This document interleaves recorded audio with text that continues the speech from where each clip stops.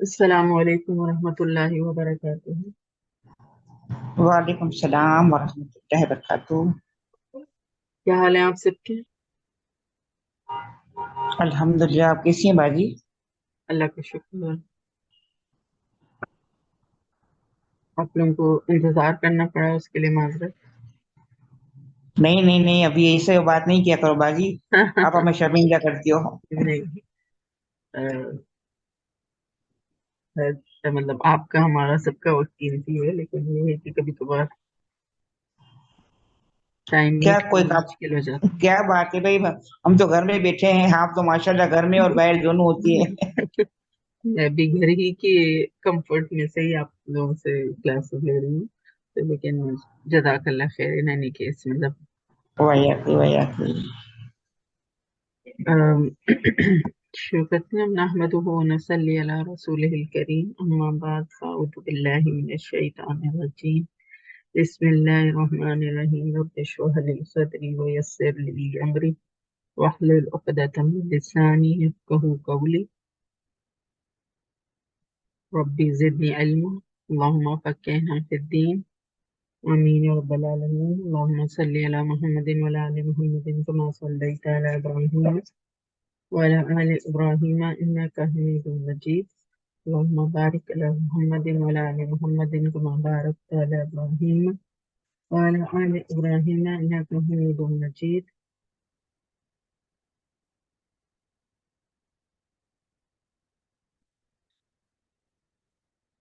آج ہم سورۃ فاطر کا اجمالی جائزہ دیکھیں گے۔ سورۃ فاطر مصحف میں 35ویں نمبر کی سورت ہے، 35 نمبر ہے اس کا۔ گروپ پہ آپ کو نوٹس شیئر کر دیے ہیں تو آپ اس پہ فالو کر رہے ہوں گے۔ آیات 45 ہے اس میں، مکیت مکی صورت ہے، اور مضامین جو ہیں 7 اس میں بیان کیے گئے ہیں۔ مرکزی مضمون سورہ فاتر کا جو ہے وہ عظمت باری تعالیٰ کا بیان، یعنی اللہ تعالیٰ کے قانون جزا و سزا کو سمجھ کر قرآن کی دعوت توحید و آخرت پر ایمان لاؤ، ورنہ وقت مقررہ پر تمہیں ہلاک کر دیا جائے گا۔ تو ان نٹ شیل اس سورت کا مضمون یہ ہے۔ 7 مضامین کا جو لے آؤٹ ہے وہ دیکھ لیتے ہیں۔ پہلا مضمون آیات 1 till 18، اس میں دعوت توحید و آخرت ہے۔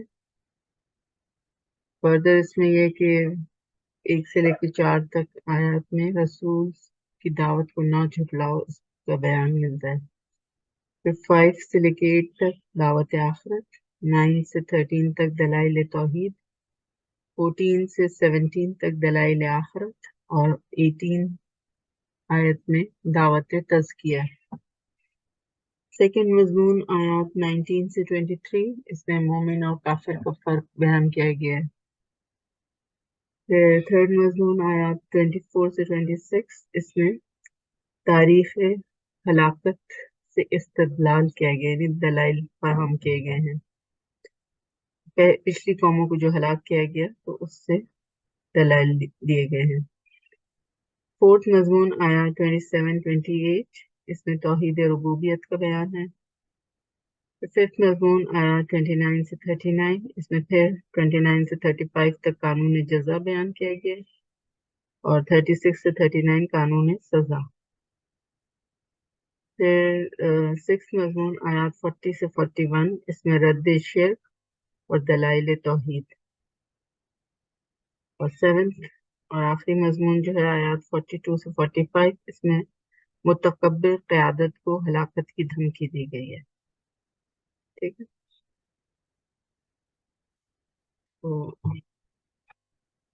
اگر دیکھتے ہیں ہم اس کا زمانہ نزول، مکی صورت ہے، تو کافی ساری جو صورتوں کو جو ہم یہ کہتے ہیں کہ مکی اور مدنی، تو آئی ایم شیور کہ آپ کو یہ سمجھ آ گیا ہوگا کہ مکی صورت اس کا مطلب کیا ہے کہ یہ کب نازل ہوئی ہوگی، اندازاً مطلب راؤنڈ اباؤٹ ہجرت کے بعد نا مکی صورت۔ ہجرت کے بعد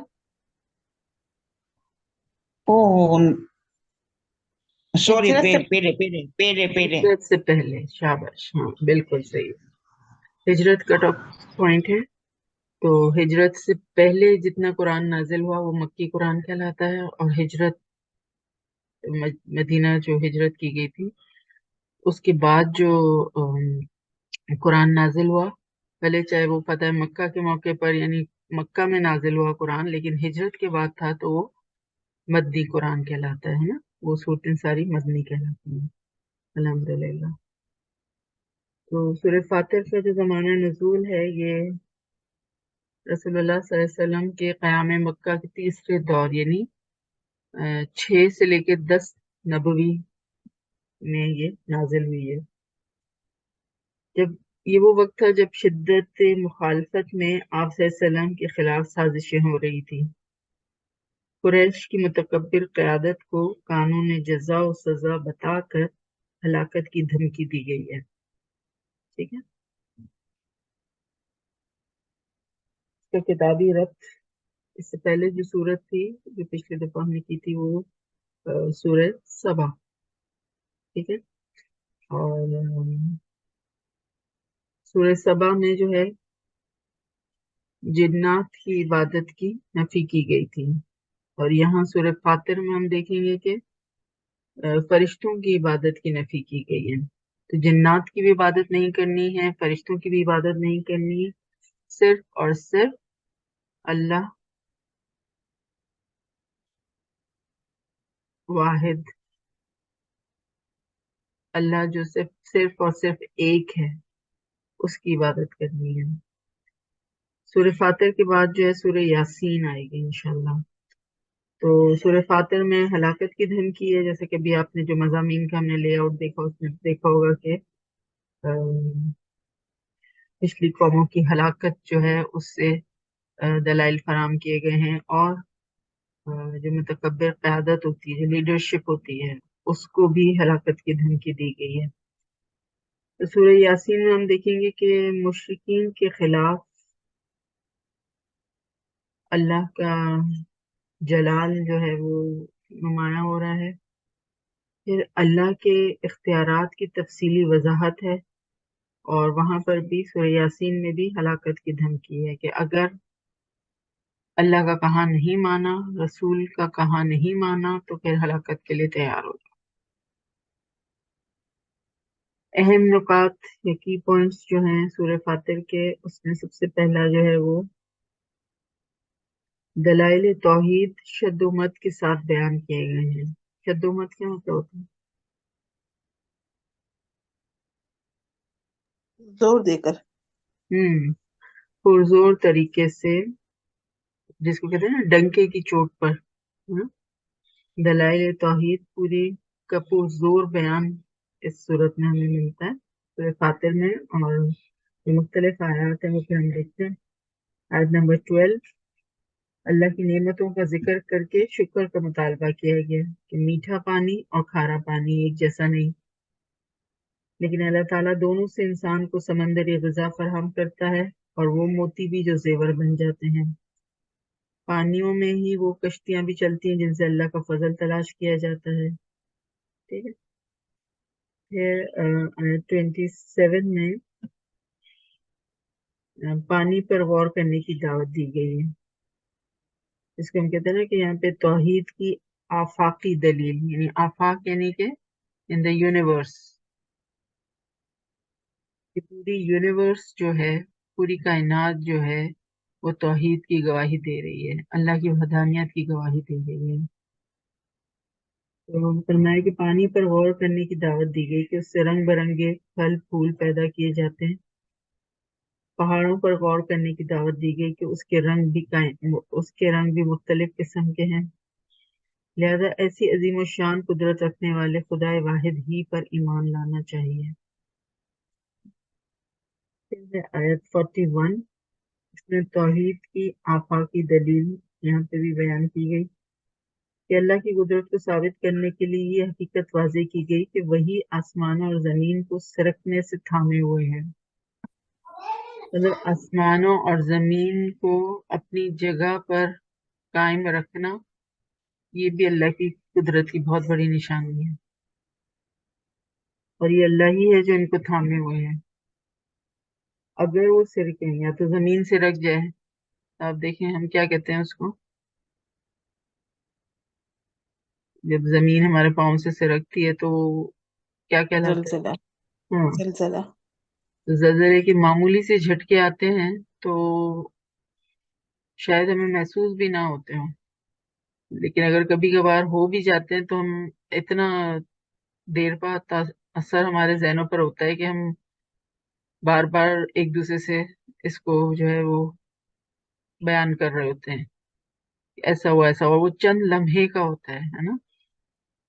تو اگر اور آسمان سرک جائے، یعنی کہ نعوذ باللہ،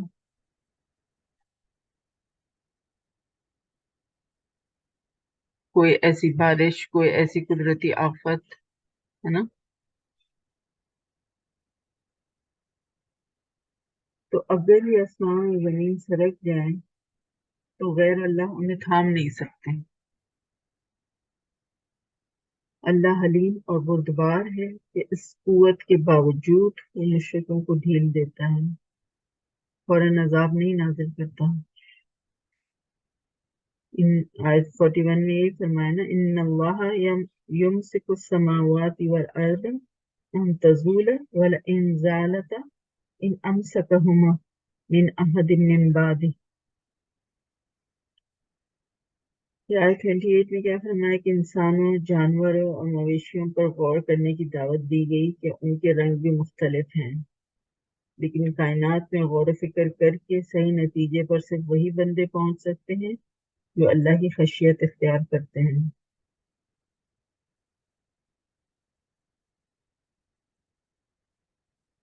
پھر آیت نمبر 2، دوسری آیت ہے، یعنی توحید اختیار کی بات کی گئی ہے۔ توحید اختیار کی وضاحت کی گئی کہ رحمت اللہ ہی کے ہاتھ میں ہے، اگر وہ کھول دے تو کوئی روک نہیں سکتا۔ اللہ جس پر اپنی رحمت کے خزانے کھول دے تو اسے کوئی روک نہیں سکتا، اور اگر وہ اپنی رحمت کو کسی پر سے روک لے تو کوئی اور عطا نہیں کر سکتا۔ وہ زبردست قوت والا بھی ہے اور حکمت والا بھی ہے۔ تو توحید اختیار یعنی کہ ایبسولوٹ اتھارٹی صرف اور صرف اللہ کے پاس۔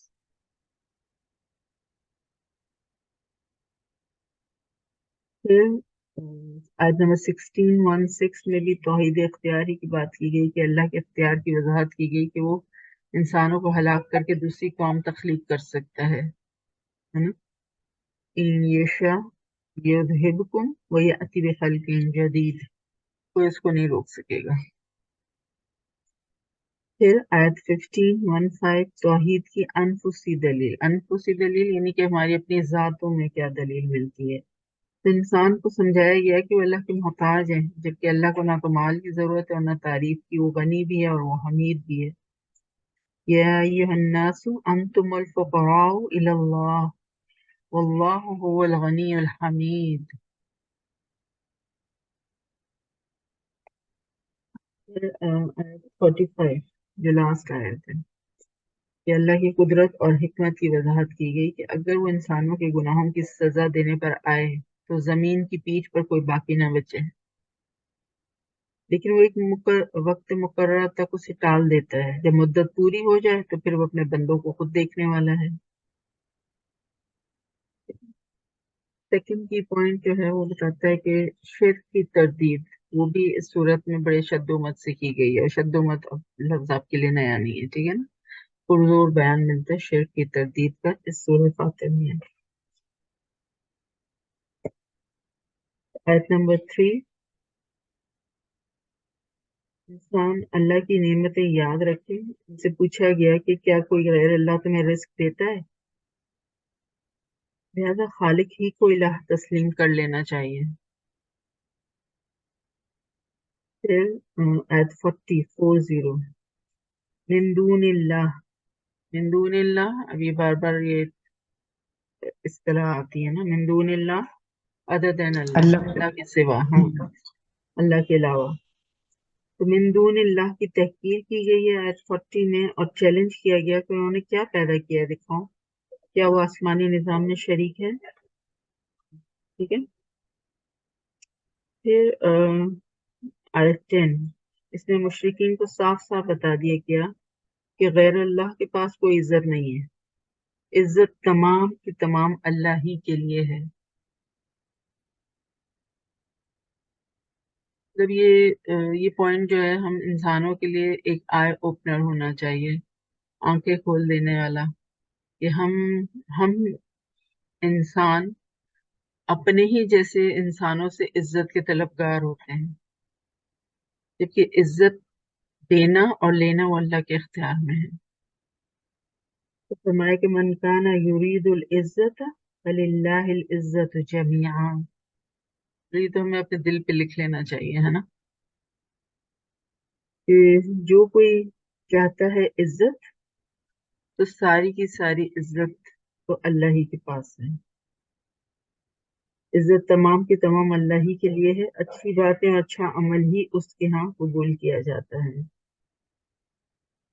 तो साजिशें करने वाले के लिए सख्त अजाब है और उसकी चालें नाकाम होकर रहेंगी। फिर आयत नंबर 13 तो फरमाया कि अल्लाह और मिन दून अल्लाह का मवाजना करके बताया गया कि अल्लाह तो दिन को रात में और रात को दिन में दाखिल करता है। उसी ने सूरज और चांद को मसख्खर कर दिया है। ये है इंसानों का पालने वाला, उसी के लिए कायनात की बादशाहत है। मिन दून अल्लाह कोई इख्तियार नहीं रखते, इसलिए सिर्फ अल्लाह ही को पुकारना चाहिए और उसी से दुआ मांगनी चाहिए।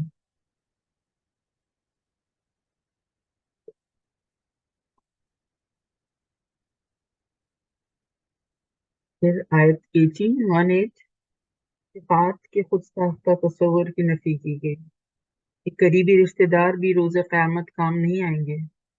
हर आदमी हर आदमी को खुद अपना बोझ उठाना है। वला तज़िरु वाज़िरतुन विज़रा उख़रा व इन तदउ मुस्क़लतुन इला हिमलिहा ला युहमल मिन्हु शैउन वलौ कान ज़ा क़ुरबा। फिर आयत 43, इसमें मुशरिकीन को तंबीह की गई है, मुशरिकीन को वार्निंग दी गई है। मुतकब्बिर लीडर जो थे मुशरिकीन के, उनको खबरदार किया गया है कि वो तारीख का सबक याद रखें। उन्होंने रसूलों की आमद के बाद अपनी बेजारी और अपनी साजिशों में इजाफा किया, लेकिन बुरी चालों और साजिशों की जद में खुद आ जाते रहे। ये हलाक होकर रहे।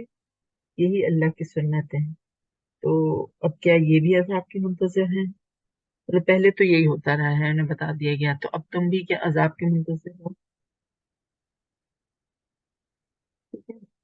थर्ड की पॉइंट, इस बात आखरत के लिए आफाकी दिन, यानी आखरत की अफर्मेशन के लिए एक आफाक में से, आफाक समझ गए ना, कायनात में से एक दलील ली गई इस सिलसिले में आयत नंबर 9, हवाओं के जरिए बादल भेजे जाते हैं जो मुर्दा जमीन को सैराब करते हैं, उसी तरह मुर्दे जिंदा किए जाएंगे। वल्लाहु अल्लज़ी अरसला रियाह फतुसीरु सहाबन फसुकनाहु इला बलदिन मय्यतिन इला बलदिन मय्यतिन फअहयैना बिहिल अर्द बाद मौतिहा कज़ालिकन नुशूर। इसी तरह दोबारा उठ खड़े होने में।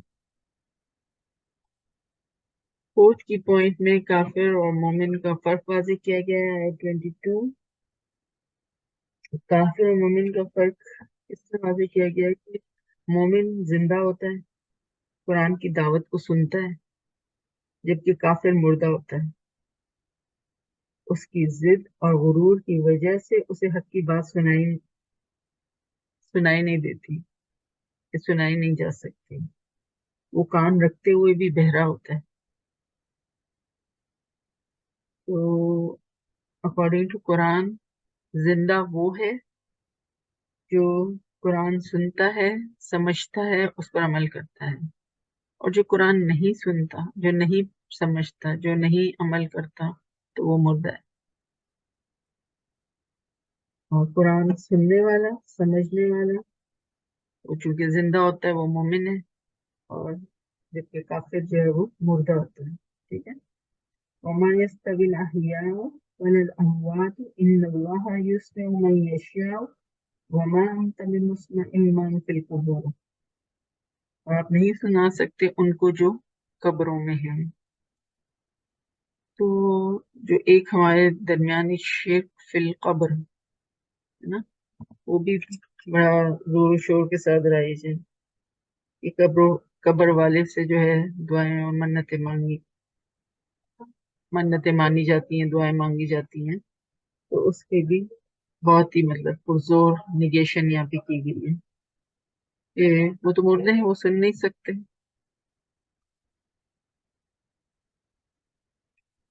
फिर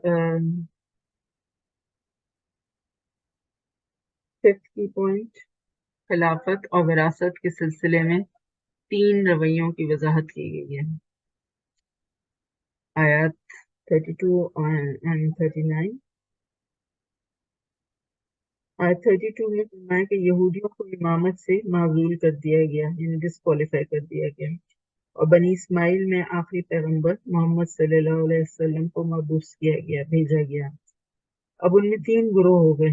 पहला ग्रोह अपने नफ्स पर जुल्म कर रहा है, दूसरा ग्रोह दरमियाना रवैया इख्तियार कर रहा है, यानी वो अपने नफ्स पर जुल्म नहीं कर रहा और अल्लाह के अहकामात मानने की कोशिश कर रहा है, और तीसरा ग्रोह नेकियों में सबकत हासिल कर रहा है। तो यही सबसे बड़ा पजल है।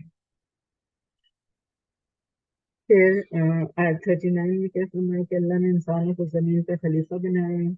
अब अगर कोई शख्स इनकार करेगा तो उसका वबाल उसी पर होगा, उसका कुफर उसके ही नुकसान में इजाफा करेगा। फिर सिक्स की पॉइंट, इबलीस को अपना दुश्मन बना लेने की हिदायत की गई है। आयत नंबर 6 इस सिलसिले में हमें मिलती है कि इबलीस को अपना दुश्मन बना लेने की हिदायत की जा रही है। इंसानों को वाज़ेह किया गया कि इबलीस उनका दुश्मन है। अल्लाह देखिए कि उंगली रख के अल्लाह ताला ने बता दिया कि दिस इज योर एनिमी, है ना। एक तो होता है कि पता ही नहीं है, अपने दुश्मन को खुद पहचानो, नहीं, बिल्कुल पिन पॉइंट करके आइडेंटिफाई कर दिया गया कि शैतान तुम्हारा दुश्मन है, इब्लीस तुम्हारा दुश्मन है। वो और उसकी पार्टी ये चाहती है कि इंसान दोजख में जाए। उसने तो अपनी कमर कस ली है इंसान को दोजख में डलवाने के लिए। इसलिए इब्लीस को अपना दुश्मन समझना, इसलिए इब्लीस को अपना दुश्मन बनाना बहुत जरूरी है अगर तो सिरात मुस्तकीम पर चलना चाहते हैं, क्योंकि वो तो डगमगाएगा ना। सिरात मुस्तकीम तो वो रास्ता है जो जन्नत तक ले जाता है, और इसने तो दोजख पहुंचाने की कसम खाई हुई है, तो वो तो उससे हटाएगा। तो अपने दुश्मन को पहचानो और उससे दूरी इख्तियार करो। इन्न शैतान लकुम अदुव्वुन फत्तखिज़ूहु अदुव्वा, वो तुम्हारा दुश्मन है बेशक। फत्तखिज़ूहु अदुव्वा, और तुम अब उसको दुश्मन बनाओ। इन्नमा यदउ हिज़्बहु, वो और उसका जो लश्कर है वो तुमको बुलाता है लियकूनु मिन अस्हाबिस सईर, ताकि तुम हो जाओ दोजख वालों में से। उन्होंने तो ये मिशन अपने जिम्मे लिया हुआ है, और सिर्फ जिम्मे नहीं लिया हुआ बल्कि मुस्तैदी के साथ उस पर लगे हुए हैं। तो तुम उनके लिए तरने वाला मत बनो। ठीक है सर।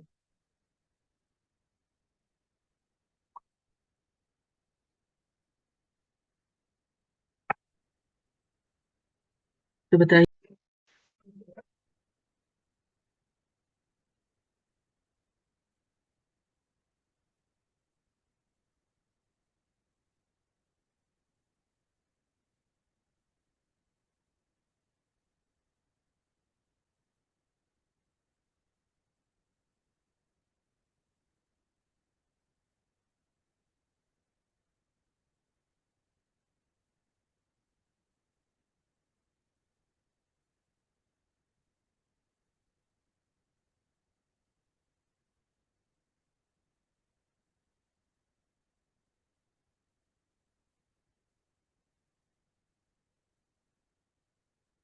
जी, आयत नंबर 6 की हम बात कर रहे थे कि सूरह फातिर में इब्लीस को अपना दुश्मन बना लेने की हिदायत की गई है कि अपने दुश्मन को पहचानो और उससे बचो। तो किस तरह से हम अपने दुश्मन को, चलो पहचान तो हो गई, हमें बता तो दिया कि शैतान हमारा दुश्मन है, इब्लीस हमारा दुश्मन है, बचाव कैसे इख्तियार कर सकते हैं, बच कैसे सकते हैं?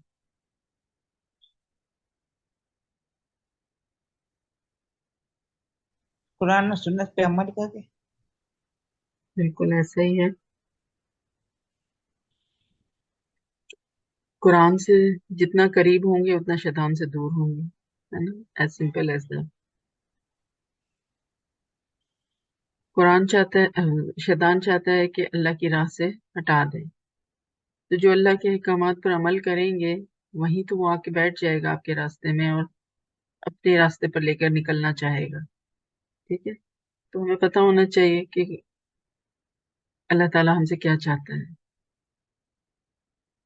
रसूलुल्लाह सल्लल्लाहु अलैहि वसल्लम की जो सुन्नत है उसके खिलाफ हमें लेके चलेगा वो। तो हमें पता होना चाहिए कि क्या आप सल्लल्लाहु अलैहि वसल्लम की सुन्नत है ना। तो वही है कि जो कुरान और सुन्नत का इल्म हासिल करेगा तो वो शैतान के हथकंडों से बच जाएगा। और फिर भी क्योंकि इंसान है, भूल जाते हैं, इल्म हासिल करते हुए भी वो बहका देते हैं, है ना। तो जो आप और हम हैं, तो उनको पास जब शैतान आता है तो वो फिर दूसरा रूप धारण कर आता है ना, मतलब ये कहते हैं ना कि आलिम का शैतान जो होता है वो भी आलिम ही होता है। तो उसको फिर इस तरह से बहकाता है कि पता भी ना चले और इंसान उसका असीर हो जाए। तो बहुत ज्यादा जो हिफाजत की दुआएं, ये रुकैया शरिया, जो भी हमें मुअव्वज़तैन, सूरह फातिहा, आयतुल कुर्सी, सूरह बकरा की आखिरी दो आयत, ये जो है ना, ये हमारे समझे के हथियार हैं। तो हमें हर वक्त उससे लैस रहना चाहिए ताकि वो हमारे पास ना आ सके।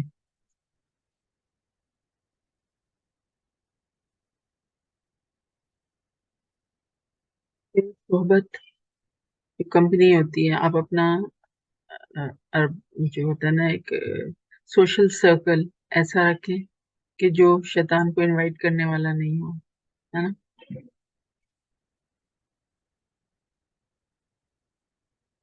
तो की पॉइंट्स हो गए हमारे। अब जो मज़ामीन हमने देखे थे उनका थोड़ा सा तफसीली जायजा ले लेते हैं। पहले जो मजमून है सूरह फातिहा का, वो आयत 1 से 18 है और उसमें दावत तौहीद और दावत आखिरत का बयान है। जो सूरज का नाम है फातिर, अल्लाह फातिर समावाति वल अर्द। फातिर का मतलब क्या होता है? पैदा करने वाला। हम्म। नहीं, पापा खालिक। को देख। हाँ, तो अल्लाह फातिर यानी खालिक के अर्ज़ समा है, साहिब इख्तियार है, उसी के हाथ में रहमत है। गैर अल्लाह के पास कोई इख्तियार नहीं, वो खालिक नहीं है। अल्लाह ही राज़िक है, लिहाजा उसी को इलाह तस्लीम कर लेना चाहिए। रसूल अकरम सल्लल्लाहु अलैहि वसल्लम को तसल्ली दी गई कि झुठलाए जाने पर आप रंजीदा ना हो। माजी में हर रसूल को झुठलाया गया है।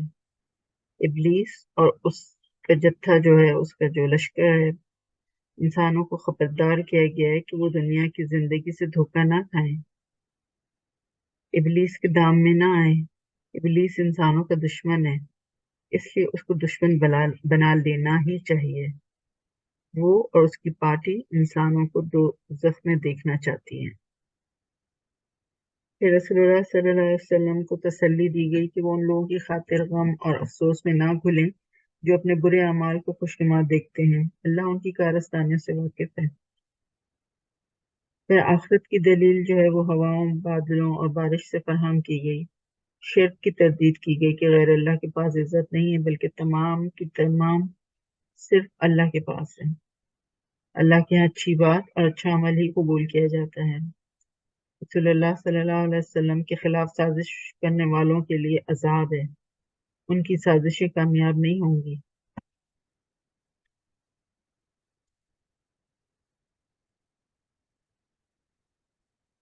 इंसान की अपनी जात پیدائش سے اللہ کی قدرت اور علم پر دلیلیں قائم کی گئیں۔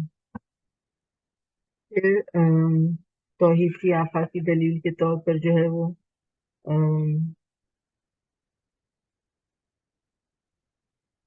پانی کے دو ذخیروں کا بیان ہے کہ وہ یکساں نہیں، میٹھا پیاس بجھانے والا اور سخت کھاری تلخ، دونوں سے تر و تازہ گوشت ملتا ہے، پہننے کے لیے سامان زینت یعنی موتی ملتے ہیں، کشتیاں سمندری رزق فراہم کرتی ہیں۔ یہ سب کچھ اللہ کی نعمتیں ہیں جن پر شکر ادا کرنا ضروری ہے۔ اللہ دن کو رات میں اور رات کو دن میں پروتا ہے، اسی نے چاند اور سورج کو مسخر کیا، اسی کی فرما روائی ہے، غیر اللہ کے پاس ذرہ برابر بھی اختیار نہیں ہے۔ پھر توحید دعا یعنی غیر اللہ نہ تمہاری دعائیں سن سکتے ہیں اور بالفرض سن بھی لیں تو جوابی کارروائی نہیں کر سکتے۔ انسانوں سے کہا گیا کہ وہ اللہ کے محتاج ہیں اور اللہ غنی اور حمید ہے۔ توحید اختیار، اللہ کے پاس استبدال قوم کی قدرت ہے۔ استبدال قوم کی قدرت ہے مطلب کیا؟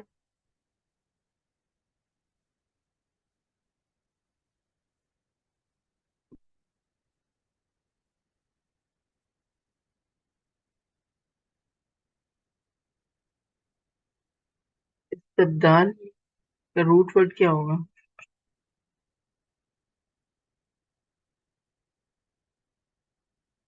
بادالام بادالنا بدل، تو اللہ تعالیٰ بدلنے کی قوت رکھتا ہے نا، کہ ایک قوم اگر نافرمان ہو تو اللہ تعالیٰ اس کو بدل دے دوسری ایک فرما بردار قوم سے، کر سکتا ہے یا نہیں؟ جی جی بالکل بالکل کر سکتا ہے۔ تو یہ استبدال قوم کا قانون کہلاتا ہے کہ جب ایک قوم نافرمان ہوتی ہے اللہ تعالیٰ اس قوم کو وائپ آف کر دیتا ہے، اور یہی ہم قرآن میں دیکھتے ہیں، جو نافرمان قومیں تھیں ان کو کیا کہا، صفحہ ہستی سے مٹا دیا گیا ان کو، اور ان کی جگہ دوسری قوم آئی۔ ایک قوم کو ہلاک کر کے دوسروں کو اٹھانا اللہ کے لیے کوئی دشواری نہیں ہے۔ پھر روز قیامت کوئی دوسرے کا بوجھ نہ اٹھائے گا، چاہے وہ قریبی رشتہ دار ہی کیوں نہ ہو۔ رسول اللہ صلی اللہ علیہ وسلم تو صرف غیب پر ایمان لانے والوں کو خبردار کر سکتے ہیں۔ جو نماز قائم کرتے ہیں، تزکیہ انسان کے اپنے لیے مفید ہے نا۔ تزکیہ کیا ہوتا ہے؟ خود اپنی جھاڑ پونچھ صفائی ستھرائی کرنا ہے نا، اپنے آپ کو فنیشنگ ٹچز دینا، اپنے اخلاق سنوارنا، بری عادات سے چھٹکارا پانا، یہ ہے تزکیہ۔ تو تزکیہ جو ہے وہ انسان کے اپنے لیے فائدہ مند ہوتا ہے۔ سیکنڈ جو مضمون ہے آیات 19 سے 23، اس میں مومن اور کافر کا فرق بیان کیا گیا ہے۔ جیسے بھی ہم نے کی پوائنٹ میں بھی بات کی تھی کہ مومن بینا اور کافر نابینا ہوتا ہے، بینا دیکھنے والا اور نابینا بینائی سے محروم۔ تو مومن بینا اور کافر نابینا ہوتا ہے۔ رسول خبردار کرنے کے لیے آتا ہے، وہ مردوں کو نہیں سنا سکتا، اندھے اور بہرے ضدی لوگ اسلام کی دولت سے فیضیاب نہیں ہو سکتے۔ تھرڈ مضمون آیات 24 سے 26، اس میں تاریخ ہلاکت سے دلائل فراہم کیے گئے ہیں۔ تو یہ جو تیسرا مضمون ہے اور جو اس صورت کا لاسٹ مضمون ہے، ان دونوں میں ہی ہلاکت کی دھمکی دی گئی ہے۔ رسولوں کا انکار کرنے والوں کو اللہ نے اپنے عذاب میں جکڑ لیا۔ ثم اخذت الذین کفروا فکیف کان نکیر۔ پھر فورتھ مضمون آیات 27-28، اور اس میں توحید ربوبیت کے آفاقی دلائل ہیں۔ کافروں کو پانی، درختوں کے پھل، مختلف رنگوں کے پہاڑوں اور رنگ برنگے جانوروں، مویشیوں، انسانوں پر غور کر کے اللہ کی خشیت، اللہ کا خوف، اللہ کا تقوی اختیار کرنی چاہیے، کیونکہ وہ مغفرت کی قدرت رکھتا ہے، غفور الرحیم۔ آیات ففتھ مضمون آیات 29 سے 39، اور اس میں قانون جزا و سزا بیان ہوا ہے۔ ایمان لا کر नमाज का एहतमाम करने वालों और इन्फाक करने वालों की तिजारत नुकसान नहीं दे सकती। यहूदियों के बाद अब बनी इस्माइल इम्तिहान में हैं। आप सल्लल्लाहु अलैहि वसल्लम की नबूवत के बाद कुछ जुल्म यानी शिर्क का मुजाहरा कर रहे हैं, कुछ इंतजार में हैं और कुछ नेकियों में पहल कर रहे हैं। और नेकियों में पहल करने वालों के लिए ही कामयाबी है। उनके लिए जन्नत है जहाँ ना कोई मलाल है, ना कोई तकलीफ, ना कोई मेहनत और ना कोई थकान है। इसके बरखिलाफ इनकार करने वालों के लिए दोजख की आग है। वो फरियाद करेंगे कि उन्हें एक और मौका दिया जाए, लेकिन ऐसा नहीं हो सकता। इन जालिमों के लिए कोई मददगार नहीं होगा। तो इंसान को जमीन पर खलीफा बनाकर इख्तियारात अता किए गए हैं, लेकिन अगर वो इनकार और नाशुक्री का रवैया अख्तियार करेगा तो लाजमन नुकसान में रहेगा। ये छठा मजमून जो है वो आयत 40 एंड 41, इसमें शिर्क की तरदीद और तौहीद के इस बात के दलाइल दिए गए हैं। मुशरिकीन को चैलेंज किया गया कि वो बताएं मिन दूनिल्लाह ने जमीन में क्या पैदा किया है और क्या वो आसमान की बादशाहत में शरीक हैं। अल्लाह ही जमीन और आसमान को थामे हुए है, अल्लाह के अलावा किसी और के पास ये इख्तियार नहीं। अरूनी माज़ा खलक़ू मिनल अर्दी अम लहुम शिरकुम फिस समावात। अल्लाह ताला कहते हैं कि दिखाओ मुझे क्या बनाया है तुम्हारे ये झूठे खुदाओं ने।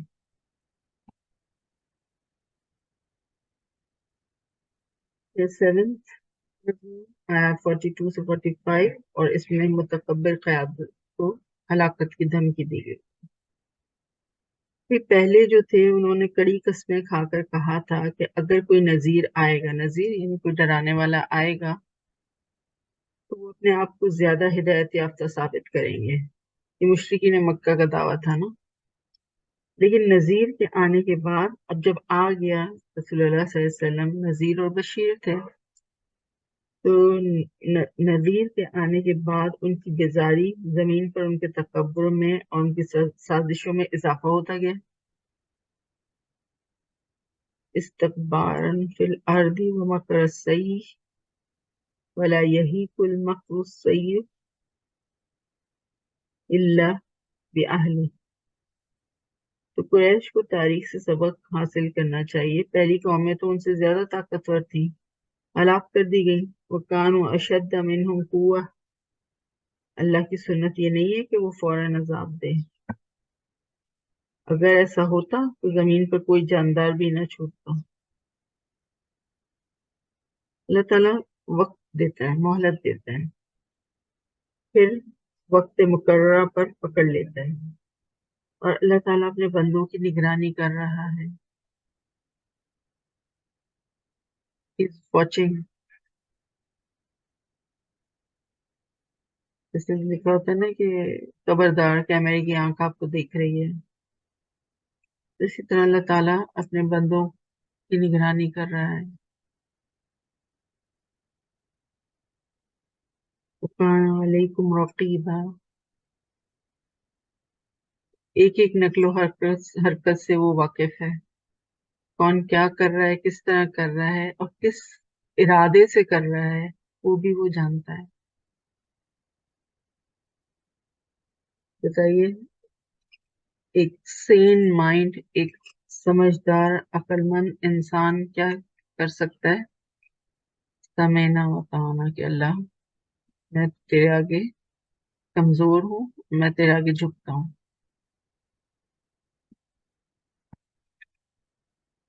अल्हम्दुलिल्लाह, सूरत मुकम्मल हुई हमारी। जो सवाल है तो पूछने के लिए।